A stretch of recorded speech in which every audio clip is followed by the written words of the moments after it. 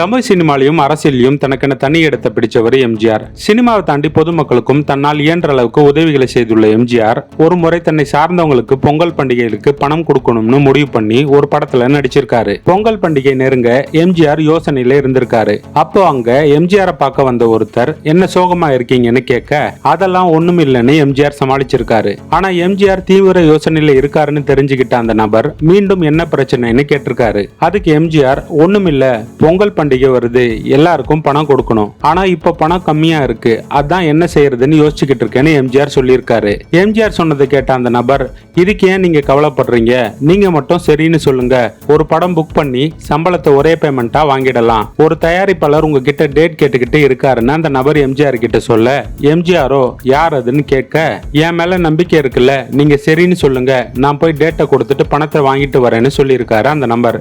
எம்ஜிஆரும் சம்மதம் சொல்ல அதுக்கப்புறம் அந்த நபர் தயாரிப்பாளர்கிட்ட பேசி எம்ஜிஆர் சம்பளத்தை ஒரே பேமெண்டா 15 லட்சம் வாங்கிட்டு வந்து கொடுத்திருக்காரு. அப்படி எம்ஜிஆர் நடிச்ச ஹிட்டான படம் தான் 1972 வெளியான நான் ஏன் பிறந்தேன். இந்த படத்துக்கு வசனம் எழுதிய வியட்நாம் வீடு சுந்தரம் தான் எம்ஜிஆருக்கு அந்த சம்பளத்தை முழுவதுமா வாங்கி கொடுத்தவர்.